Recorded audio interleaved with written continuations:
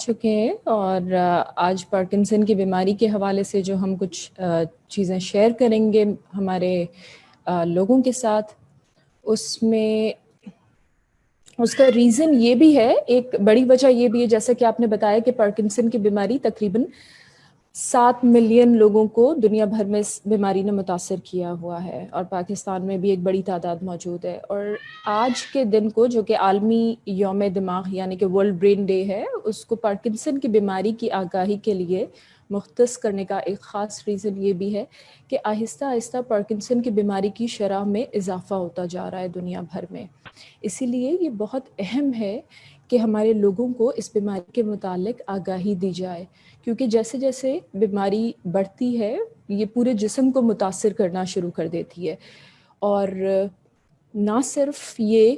کہ آپ کی حرکتی علامات آپ کے اندر پیدا ہوتی ہیں، آپ کی جسمانی حرکت متاثر ہوتی ہے، بلکہ آہستہ آہستہ آپ کے دماغ کا جو صلاحیت ہوتی ہے وہ بھی متاثر ہونا شروع ہو جاتی ہے اس بیماری کی وجہ سے۔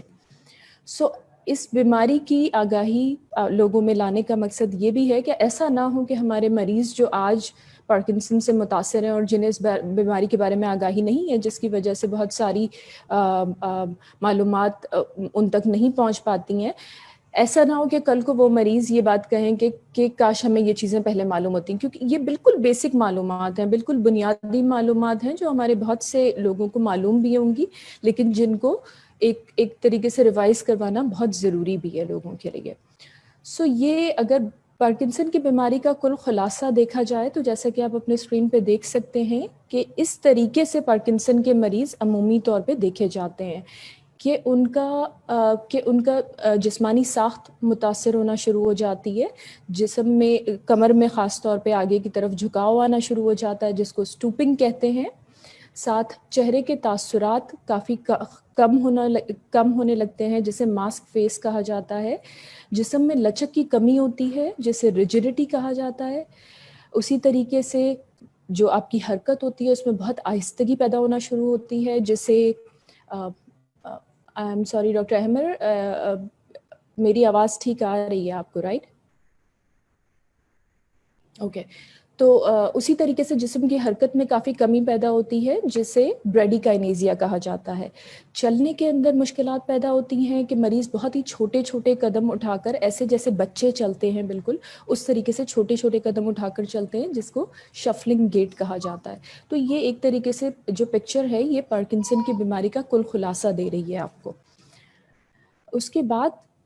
ہم بات کرتے ہیں کہ پارکنسن کی بیماری سے کون لوگ متاثر ہوتے ہیں۔ پارکنسن کی بیماری سے متاثر ہونے والوں میں سب سے زیادہ جو 65 سال سے زائد عمر کے افراد ہوتے ہیں وہ اس بیماری سے متاثر ہوتے ہیں، جس میں مرد حضرات بھی شامل ہیں اور خواتین بھی شامل ہیں۔ البتہ یہ بیماری مرد حضرات کو بنسبت خواتین زیادہ متاثر کرتی ہے، اور اس کا تناسب تقریباً 1.5 سے 2% زیادہ ہے ان مین، یعنی کہ آدمیوں میں اس کا تناسب 1.5 سے 2% زیادہ ہے ایز کمپیئر ٹو خواتین۔ کیا یہ بیماری کم عمر افراد کو بھی متاثر کر سکتی ہے؟ تو جی بالکل، یہ بیماری کم عمر کے افراد جن کی عمر 40 سال یا 50 سال سے کم ہو ان کو بھی متاثر کر سکتی ہے، لیکن ایسا صرف 10 سے 15% کیسز میں ہوتا ہے، جس کو ہم ینگ آنسر پارکنسن یعنی کہ کم عمری کی پارکنسن کی بیماری کہتے ہیں۔ تو اس بیماری کی ایسی علامات کیا ہوتی ہیں؟ یہ سمپلی ہم آپ کو کچھ چیزیں ایسی دکھائیں گے جو آپ کو یہ معلوم ہو کہ بیماری کی علامات کیا کیا ہوتی ہیں، جس کا آپ کو پتہ ہونا چاہیے، اور اگر آپ کے اپنے کسی پیارے کے اندر ایسی کچھ علامات موجود ہیں تو ہم انہیں صرف اور صرف بڑھتی عمر کے اثرات نہ سمجھیں، بلکہ یہ سمجھیں کہ یہ پارکنسن کی بیماری کی علامات ہو سکتی ہیں، اور اس کے لیے کسی نیورولوجسٹ سے یا موومنٹ ڈس آرڈر اسپیشلسٹ اگر آپ کے ہاں کوئی اویلیبل ہو تو ان سے آپ رجوع کریں۔ جس کے اندر سب سے کامن ایک مسئلہ جسے راشا یا ٹریمر کہا جاتا ہے، یہ مریضوں کو اکثر کافی زیادہ پریشان کن محسوس ہوتا ہے، جس کے لیے اکثر مریض ڈاکٹرز کے پاس جاتے بھی ہیں۔ اس کے بعد جو ایک چیز آپ کو دکھے گی وہ یہ کہ چہرے کے تاثرات میں آہستہ آہستہ کمی ہونا شروع ہو جاتی ہے۔ آپ کو لگے گا کہ چہرے کے اوپر خوشی اور غم کے تاثرات نہیں آتے ہیں، آپ کے کسی بھی اپنے کے کسی بھی پیارے کے. آنکھیں پلکوں کا جھپکنا کم ہو جاتا ہے. اب یہ تصویر آپ دیکھیں گے کہ دا فیمس باکسر محمد علی قلعہ صاحب کی ہے, جس کے اندر تصویر میں ان کو جب پارکنسن, ان کو 40 سال کی عمر میں پارکنسن ہوا تھا, اور یہ تصویر تقریباً اس کے 20 سال بعد کی ہے جب انہیں کوئی بہت بڑا ایوارڈ ملا تھا. لیکن یہ آپ ان کے چہرے کے تاثرات دیکھیں کہ ان کے چہرے پہ خوشی, جب وہ بہت خوش تھے لیکن وہ خوشی کے تاثرات بالکل دیکھے نہیں جا سکتے ان کے چہرے پر. اس کے بعد آواز آپ کی دھیمی ہونی شروع ہو جاتی ہے. سو آواز متاثر ہوتی ہے, آواز دھیمی ہونا شروع ہو جاتی ہے. ایسا ہوگا کہ مریض, آپ دیکھیں گے کہ جب مریض بات کرتے ہیں تو ان کی آواز کے اندر اتار چڑھاؤ محسوس نہیں ہوتا ہے. اور کبھی جب بات کریں گے تو آپ کو لگے گا بہت تیزی کے ساتھ جملے بولتے جا رہے ہیں اور الفاظ آپس میں مل جاتے ہیں. تو اس کو, جس کو ہائپوفونیا یعنی کہ آواز ہلکی ہونا, یا پھر اور جو تیزی سے بولتے ہیں اس کو ٹیکیفرینیا کہا جاتا ہے. اس کے علاوہ ہم دیکھتے ہیں کہ جب مریض جو مریض اسٹل لکھ رہے ہوتے ہیں ان کے اندر ان کی لکھائی چھوٹی ہونا شروع ہو جاتی ہے, جو کہ ایک پارکنسن کی علامت ہے. یہاں پہ آپ دیکھیں گے کہ یہ اس طرح کا کچھ ریشہ موجود ہوتا ہے مریضوں کے اندر, جو عموماً اس وقت پایا جاتا ہے جب مریضوں کا جسم حرکت میں نہ ہو. اس لیے اس راشا کو ریسٹ ٹریمر کہا جاتا ہے. یہ راشا زیادہ تر اسی وقت دیکھا جائے گا جب مریض حرکت میں نہ ہو. جب اگر وہ اپنے ہاتھوں پیروں کو موو کرنا شروع کر دیں گے تو اس کے بعد یہ اس میں بہتری آ جاتی ہے, یا یہ ریشہ کم ہو جاتا ہے جب مریض حرکت کرنا شروع ہوتے ہیں. اسی طریقے سے جیسے ابھی ہم نے ذکر کیا تھا کہ جسم کی ساخت متاثر ہونا شروع ہو جاتی ہے. سو جسم کی ساخت یعنی کہ جسم میں جھکاؤ پیدا ہونے لگتا ہے, جسے اسٹوپنگ کہا جاتا ہے. توازن برقرار رکھنے میں دشواری ہوتی ہے, اور یہ ساری چیزیں گرنے کا سبب بن سکتی ہیں, جو بیلنس کے مسائل ہوتے ہیں آپ کے. اس کے علاوہ نیند کے مسائل ہو سکتے ہیں, جس میں کئی ایک شامل ہیں جو آگے جا کے ابھی ہم آپ کو بتائیں گے بھی. اور جب بیماری ایڈوانس ہونے لگتی ہے یا بڑھنے لگتی ہے آہستہ آہستہ, تو یادداشت کے مسائل بھی پیدا ہونے لگتے ہیں. اسی طریقے سے مریضوں کے اندر مریضوں میں ڈیزینس یعنی کہ چکر آنا, یہ علامات بھی پائی جاتی ہیں. لیکن یہ علامات خاص طور پہ اس ٹائم پہ مریض کہیں گے جب وہ اپنی پوزیشن میں تبدیلی کرتے ہیں, یعنی کہ تیزی سے اگر لیٹے ہیں تو تیزی سے اٹھ کر بیٹھنا, یا بیٹھے ہیں تو تیزی سے کھڑے ہونے کے دوران انہیں یہ چکر محسوس ہوتے ہیں یا آنکھوں کے آگے اندھیرا چھانے لگتا ہے. اگر ایسی علامات ہوں تو اس دوران میں ضروری ہے کہ ان کا ایک تو ڈاکٹر سے رجوع کیا جائے, اور دوسری امپورٹنٹ بات یہ ہے کہ لیٹے ہوئے بلڈ پریشر چیک کیا جائے, اور پھر کھڑے ہونے کے 2 سے 3 منٹ کے بعد دوبارہ بلڈ پریشر چیک کیا جائے اور اس ریڈنگز کو نوٹ ڈاؤن کیا جائے. سو یہاں پر آپ دیکھیں گے کہ جو چلنے کی دشواری ہوتی ہے وہ کس طرح سے ہوتی ہے پارکنسن کے مریضوں کی, کہ جو چھوٹے چھوٹے قدم اٹھاتے ہیں اور آہستہ آہستہ چلتے ہیں بالکل, اور خاص طور پہ چلنا شروع کرنے کے اندر ان کو دقت محسوس ہو سکتی ہے. اور پھر آپ دیکھیں گے کہ جب پلٹنا چاہیں تو بہت ہی چھوٹے چھوٹے قدم اٹھا کر پلٹتے ہیں,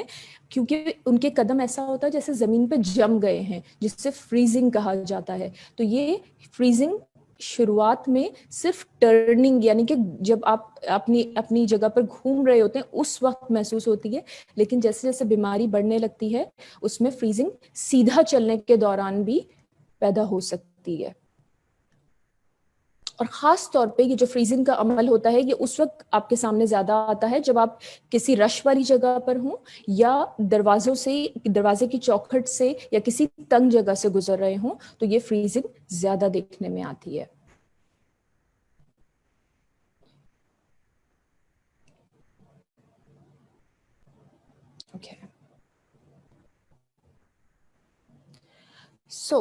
تو ابھی تک کی جو بھی علامات ہم نے آپ سے ڈسکس کی ہیں وہ ہیں پارکنسن کی بیماری کی موٹر علامات, زیادہ تر ان میں سے موٹر علامات یا حرکتی علامات ہیں. یہ وہ علامات ہیں جو عموماً جب ڈاکٹر مریض کا معائنہ کرتے ہیں تو اس دوران سامنے آ جاتی ہیں. البتہ ایسی بہت ساری علامات ہوتی ہیں جو کہ بظاہر دیکھنے میں نظر نہیں آتی ہیں, اور یہ تب تک پتہ نہیں چلتی ہیں جب تک کہ ڈاکٹر مریض کے ساتھ تفصیلی بات چیت کرے, اس کا تفصیلی انٹرویو کرے, صرف تب یہ علامات سامنے آتی ہیں یا ان کا پتہ چلتا ہے. لیکن بہت امپورٹنٹ ہوتا ہے کہ ان ساری علامات کو نہ صرف یہ کہ ان کی جانچ پڑتال کی جائے بلکہ ان کو پراپر طریقے سے ٹریٹ بھی کیا جائے، کیونکہ اس سے اوور آل پارکنسن کے مریضوں میں بہتری آتی ہے اور ان کی زندگی جو زندگی گزارنے کا جو معیار ہے وہ بہتر ہوتا ہے۔ تو اس پہ کون کون سی علامات شامل ہے؟ اس میں سب سے امپورٹنٹ چیز یہ ہے کہ کچھ ایسی علامات بھی ہیں جو اب تک ہم نے ڈسکس کیا آپ سے، جو موٹر علامات یا جو حرکتی علامات ہیں پارکنسن کی، آہستہ ہو جانا، جسم میں لچک کی کمی، رشا کا آ جانا، یہ ساری چیزوں سے پہلے بھی کچھ ہو سکتا ہے، جسے کہا جاتا ہے premotor symptoms of Parkinson's disease, یعنی کہ پارکنسن کی حرکتی علامات سے پہلے پیدا ہونے والی مسائل۔ یہ علامات تقریباً بیماری کے ظاہر ہونے سے 10 سال پہلے تک ظاہر ہو سکتی ہیں۔ یعنی ان میں کیا کیا چیزیں شامل ہیں؟ اس میں شامل ہے سونگھنے کی صلاحیت میں کمی، دائمی قبض کی شکایت رہنا، اور ڈپریشن اور اینزائٹی کی شکایت رہنا۔ یہ بہت کامن وہ مرض ہیں جو پارکنسن کے مریض جب اپنی علامات کے ساتھ ڈاکٹر کے پاس آتے ہیں تو اس سے پہلے کہ یہ بہت ساری علامات ان میں موجود ہوتی ہیں۔ ان کو جیسے کہ میں نے یہ بتایا پری موٹر یعنی کہ حرکتی علامات سے پہلے ظاہر ہو سکتی ہیں، ان کو نان موٹر علامات یعنی کہ غیر حرکتی علامات بھی کہا جاتا ہے، جس میں کیا کیا چیزیں شامل ہیں کچھ تو ہم ابھی ذکر کر چکے ہیں۔ اس کے علاوہ آپ کی بلا وجہ تھکاوٹ کا رہنا، ہر وقت تھکا ہوا محسوس کرنا یا انرجی کی کمی محسوس کرنا، جسم میں جگہ جگہ درد کی شکایت اور پیشاب کے کنٹرول کے مسائل بھی شامل ہیں۔ یہ جو جسم میں درد کی شکایت ہے یہ بھی ایک بہت امپورٹنٹ شکایت ہے، کیونکہ اکثر ایسا ہوتا ہے کہ مریض اپنی دائمی قبض کی وجہ سے معدے کے ڈاکٹر کے پاس جاتے رہتے ہیں، یا جگہ جگہ درد، جس میں اکثر شولڈر کا جو درد ہوتا ہے، کندھے کا جو درد ہوتا ہے جس میں وہ شامل ہوتا ہے۔ یہ وہ علامات ہیں جو پارکنسن کی شروعات میں محسوس ہونا تو شروع ہو جاتی ہیں، لیکن بیماری چونکہ ڈائگنوز نہیں ہوتی ہے تو مریض قبض کے لیے گیسٹرو کے ڈاکٹر یعنی کہ معدے کے ڈاکٹر کے پاس جاتے رہیں گے، کئی سال تک جاتے ہیں لوگ، اور کچھ پتہ نہیں چلتا ہے، ٹریٹمنٹ بھی ہوتے رہتے ہیں لیکن کوئی فائدہ بھی نہیں ہوتا ہے، کیونکہ اصل وجہ ہوتی ہے پارکنسنس ڈیزیز، جو جب تک پتہ نہیں چلے گی، اس کا علاج نہیں ہوگا، مریض کی علامات میں بہتری نہیں آئے گی۔ اس کے بعد جو ایک امپورٹنٹ چیز ہے پارکنسن کے مریضوں میں وہ ہے نیند کے مسائل، سلیپ ایشوز، جس میں رات میں سونے میں مشکلات یعنی کہ نیند نہ آنا، یا پھر پوری رات صحیح طرح سے نیند پوری نہ ہونا، بار بار آنکھ کھلتے رہنا، جس کی وجہ سے اکثر یہ ہوتا ہے کہ دن کے وقت ان کو زیادہ نیند آتی ہے اور مریض اکثر کام کرتے ہوئے بھی یا ٹی وی دیکھتے ہوئے بھی یا کھانا کھاتے ہوئے بھی سو جاتے ہیں۔ اور اس کے علاوہ مریضوں کے اندر ریسٹلیس لیگ سنڈروم، یعنی کہ شام یا رات کے ہوتے ہی ٹانگوں میں ایک بے چینی کی سی کیفیت ڈیولپ ہو جاتی ہے، جو کہ ان کے لیے بہت ہی پریشان کن ہو سکتی ہے۔ یہ اکثر مریضوں میں ہو سکتا ہے۔ اس سب سے زیادہ جو چیز امپورٹنٹ ہوتی ہے وہ ہوتا ہے REM behaviour disorder of sleep, یعنی کہ رات میں ایسے خواب دیکھنا جو کہ پرتشدد ہوں اور جس کے دوران مریض زور زور سے باتیں بھی کرتے ہیں اور لڑائی کے انداز میں ہاتھوں اور پیروں کو اپنا موو کرتے رہتے ہیں، حالانکہ وہ سو رہے ہوتے ہیں لیکن اس کے باوجود بھی وہ بول بھی رہے ہوں گے اور اپنے ہاتھوں پیروں کو مسلسل ہلا بھی رہے ہوتے ہیں۔ اس کی وجہ سے ہوتا یہ ہے کہ اکثر مریض سے زیادہ، کیونکہ مریض کو پتہ نہیں چلتا کہ انہوں نے کیا کیا ہے، تو مریض سے زیادہ ان کے ساتھ سونے والے مشکل میں آ جاتے ہیں۔ تو یہ کچھ علامات تھیں پارکنسن کی، اور اس میں کوئکلی میں آپ کو بس یہ بتاؤں گی کہ پارکنسن کی تشخیص کس طرح کی جاتی ہے۔ تو یہ ہوتا ہے آپ کی ڈاکٹر آپ سے مکمل آپ کی ہسٹری لیں گے اور آپ کا تفصیلی معائنہ کریں گے۔ یہ طریقہ ہوتا ہے خاص طور پہ کوئی موومنٹ ڈس آرڈر اسپیشلسٹ یہ آپ کا ٹیسٹ معائنہ کرے یا پھر نیورولوجسٹ کریں۔ اس کے لیے عموماً اسی بنا پر اس کی تشخیص ہوتی ہے۔ اس کے لیے عموماً کسی ٹیسٹ کی، کسی لیب ٹیسٹ کی یا کسی برین کے اسکیننگ کی ضرورت نہیں ہوتی ہے۔ البتہ کچھ کیسز میں ایسا ہو سکتا ہے کہ ڈاکٹر آپ کو کسی اسکین کے لیے کہیں، لیکن وہ صرف اس کی وجہ یہ ہوتی ہے کہ وہ کوئی اور اندیشے کو رول آؤٹ کرنا چاہتے ہیں، یا اس کو یہ چاہتے ہیں کہ کوئی اور چیز اگر وہ سوچ رہے ہوں تو اس کو ایکسکلوڈ کیا جا سکے پاسبلٹیز میں سے۔ اکثر کبھی کبھار یہ بھی دیکھا جاتا ہے کہ پارکنسن کے مریض ڈائگنوسس یعنی کہ تشخیص کا پتہ چلتے کے ساتھ ہی بہت شدید ذہنی دباؤ کا شکار ہو جاتے ہیں. اس کی کچھ وجہ یہ بھی ہو سکتی ہے کہ ڈاکٹرز کی آپ سے کس انداز میں بات ہوئی ہے, انہوں نے آپ کو کس طریقے سے یہ بات سمجھائی ہے کہ بیماری کیسی ہے, کس طریقے سے آگے بڑھے گی, اور آگے جا کر آپ کو اس سے کیا ایکسپیکٹ کرنا ہے اور آپ کو کیا کرنا ہے اپنی بیماری میں بہتر رہنے کے لیے. تو اگر ایسی سچویشن ہے تو کیا آپ کسی دوسرے ڈاکٹر کو دکھانا چاہتے ہیں؟ ایک دفعہ اگر کسی نے آپ کو پارکنسن ڈائگنوز کیا ہے یا تشخیص کر دی ہے تو جی بالکل یہ آپ کا حق ہے, آپ دکھا سکتے ہیں. بہتر یہ ہے کہ کسی موومنٹ ڈس آرڈر اسپیشلسٹ کو دکھائیے جو کہ پارکنسن کے ایکسپرٹ ہوتے ہیں, اور اگر نہیں موجود تو آپ کسی اچھے نیورولوجسٹ کو دکھائیے. یہ اس صورت میں بھی کیا جا سکتا ہے سیکنڈ اوپینین, کہ جب آپ کو اپنی تشخیص سے متعلق کوئی ریزرویشنز ہوں یا کنسرن ہو آپ کو. اکثر مریض یہ پوچھتے ہیں کہ انہیں یہ بیماری کیوں ہوئی یا کیسے ہوئی. تو اس بیماری کی وجہ یہ ہوتی ہے کہ دماغ کے اندر ایک حصہ ہے سبسٹینشیا نائگرا, جس کے اندر ایک کیمیکل جسے ڈوپامین کہا جاتا ہے اس کی کمی ہو جاتی ہے, جس کی وجہ سے یہ بیماری پیدا ہوتی ہے, جو کہ ایک بالکل قدرتی عمل ہے اور یہ بڑھتی عمر کے ساتھ پیدا ہوتا ہے. یہ بیماری, یہ جو کیمیکل کی کمی ہوتی ہے عموماً جب بیماری کی علامات ظاہر ہوتی ہیں تو اس سے پہلے تقریباً 80% تک کیمیکل ہمارے جسم سے یا دماغ سے ہمارے ختم ہو چکا ہوتا ہے آلریڈی. اسی وجہ سے ہمیں لازمی دواؤں کی ضرورت پڑتی ہے. لوگ پوچھتے ہیں کہ کیا یہ بیماری صرف عمر رسیدہ لوگوں کی بیماری ہے, کیا ینگ لوگوں کے اندر بیماری ہو سکتی ہے؟ تو یس بالکل اس کی پاسبلٹی ہے کہ ینگ لوگوں کو بھی یہ بیماری ہو سکتی ہے, اور اگر 50 سال سے کم عمر میں بیماری ہو تو جیسا کہ ہم نے بتایا آپ کو پہلے کہ اسے ینگ آنسٹ پارکنسن کہا جاتا ہے. جب بیماری اگر کسی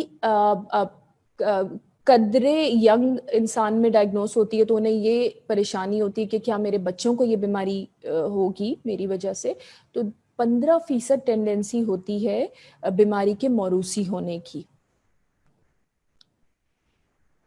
یہ سوال کہ کیا یہ بیماری جان لیوا ہے,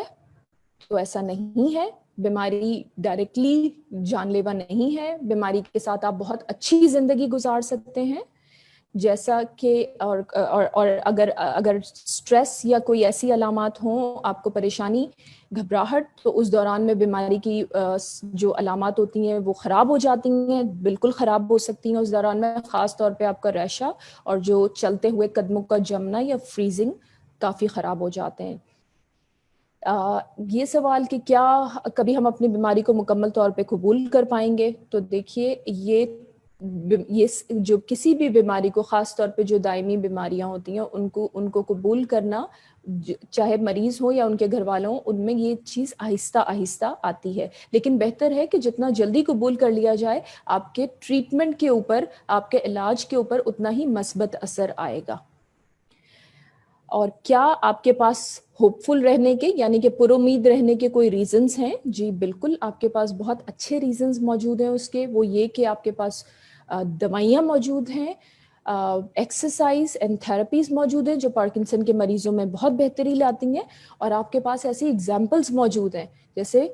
the famous boxer Muhammad Ali clay صاحب, جن کو 32 سال تک پارکنسنس کی بیماری رہی. وہ اس بیماری کے ساتھ نہ صرف بہت ہی شاندار طریقے سے انہوں نے زندگی گزاری ہے, بلکہ پوری دنیا میں پارکنسن کے مریضوں کو انہوں نے انفلوئنس بھی کیا ہے. اسی طریقے سے ایک بہت famous actor and comedian, Canadian American actor ہے مائیکل فاکس, جو کہ پارکنسن کی دنیا میں بہت بڑا نام ہے. ان فیمس ایکٹر کو 30 سال کی عمر میں پارکنسن ڈائگنوس ہوا تھا. 7 سال تک یہ اپنی بیماری کو ایکسیپٹ نہیں کر پائے اور مختلف طرح کے نشے میں پڑ گئے. 7 سال کے بعد آہستہ آہستہ جب ایکسیپٹنس ان کو آئی ہے, تو 8ویں سال میں انہوں نے مائیکل جے فاکس فاؤنڈیشن بنائی ہے, جو کہ پارکنسن ریسرچ کی فاؤنڈیشن ہے, جو اس وقت دنیا میں پارکنسن کی ریسرچ کے لیے سب سے زیادہ کام کر رہی ہے. اور اس نے پارکنسن کی ریسرچ کے اندر ایک انقلاب لے کر آئی ہے یہ فاؤنڈیشن. تو یہ اب تک 30 سال پارکنسنس کے ساتھ اور بہترین زندگی گزار رہے ہیں. تو یہ وہ لوگ ہیں جو آپ کے لیے ایگزامپلز ہیں کہ 30 سال 32 سال پارکنسن کے ساتھ بھی لوگ اتنی اچھی زندگی گزار سکتے ہیں. تو آپ کو پہلے سال یا اس کے بعد بھی کرنے کی کیا ضرورت ہے کہ پارکنسن کے اسپیشلسٹ سے ملیے، اپنی بیماری کے بارے میں جانیے، اپنی ڈائٹ کو، اپنی غذا کو بہتر کیجیے، ریگولر ایکسرسائزز کیجیے، پارکنسن کے دوسرے مریضوں سے ملیے اور ان کے ساتھ اپنے ایکسپیرینس، اپنے پریشانیاں، اپنے طریقے جن سے آپ کو بہتری ہوئی ہے وہ سب شیئر کیجیے، ایک سپورٹ سسٹم بنائیے، اور پارٹیسپیٹ کیجیے پارکنسن کی ریسرچ میں، کیونکہ یہ وہ چیز ہے جو ہر ملک کے اندر یا ہر ریجن کے اندر، دنیا بھر کے اندر، ہمیں ڈاکٹرز کو پارکنسن کی بیماری کو سمجھنے میں اور نئے ٹریٹمنٹس لانے میں ہیلپ کرے گی، کر رہی بھی ہے۔ Thank you very much.